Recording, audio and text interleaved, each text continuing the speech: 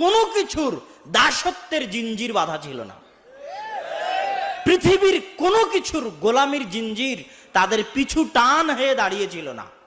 টাকা, ধন দৌলত, দুনিয়া, ক্ষমতা, নেশা, নারী, মদ, জুয়া, এমন কিছু দুনিয়াতে ছিল না যেটার দাসত্বের জিঞ্জির তাদের রাস্তার পথে বাধা হয়ে দাঁড়াবে। তারা 100% আল্লাহর গোলাম ছিলেন, আল্লাহর স্বাধীন, আল্লাহর দাস ছিলেন। এই জন্য এরা 100% সবচেয়ে স্বাধীন মানুষ ছিলেন। আজকে আপনারা সবাই পরাধীন, সবাই। যতক্ষণ না আপনি 100% আল্লাহর গোলাম হতে না পেরেছেন, ততক্ষণ আপনি স্বাধীন হতে পারবেন না, ততক্ষণ মুক্ত বাতাসের স্বাদ নিতে পারবেন না, শান্তিতে মরতে পারবেন না, শান্তিতে ঘুমাতে পারবেন না। বুঝতে পারেননি? টেনশনে ঘুম হবে না, পরিবারে অশান্তি, বাড়িতে অশান্তি।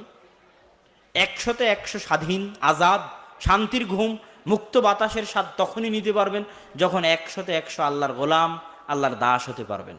বলছিলাম, রিজিক আমাদের হাতে না আল্লাহর হাতে?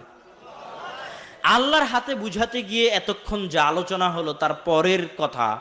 আব্দুল্লাহ বিন মাসউদ রাদিয়াল্লাহু তাআলা আনহু থেকে বর্ণিত, তিনি বলেন রাসূল সাল্লাল্লাহু আলাইহি ওয়াসাল্লাম বলেছেন যে কোনো আত্মা ততক্ষণ পর্যন্ত মৃত্যুবরণ করবে না হাত্তা তুস্তাউফা রিজকুহু, যতক্ষণ না তার ভাগ্যে যে রিজিক লেখা আছে সেই রিজিক সে পরিপূর্ণ করে না নেয়।